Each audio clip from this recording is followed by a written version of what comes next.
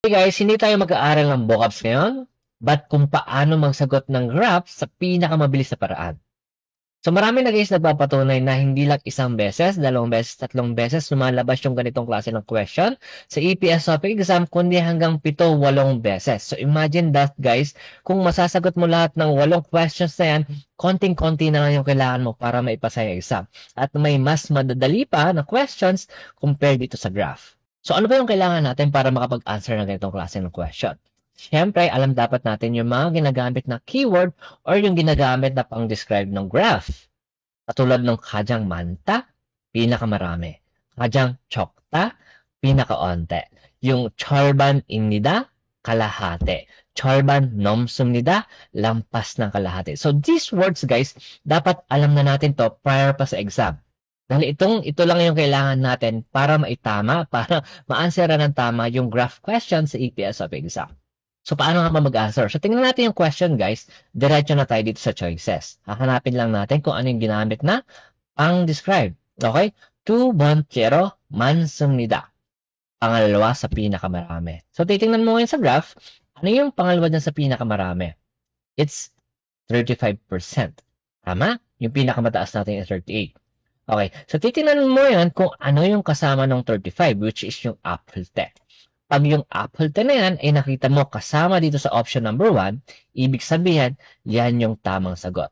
But here, makikita natin, it's yagan halte, not apple te. Ibig sabihin, number 1 is wrong.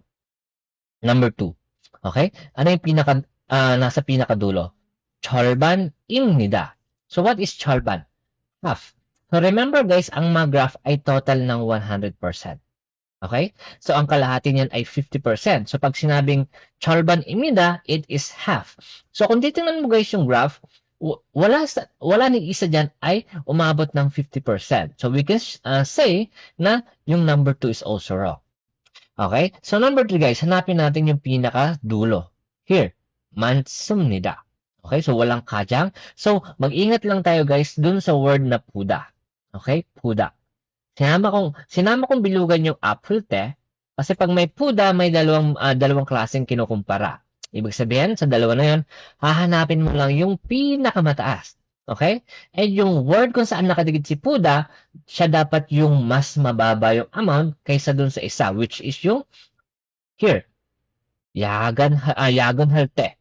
Okay? Yagan halte must be higher, which is 15%, kaysa sa apple te, which is 35%. So, makikita natin baliktad. Mas mababa si yagon halte kaysa sa apple te. Which is why mali yung number 3 also. Okay?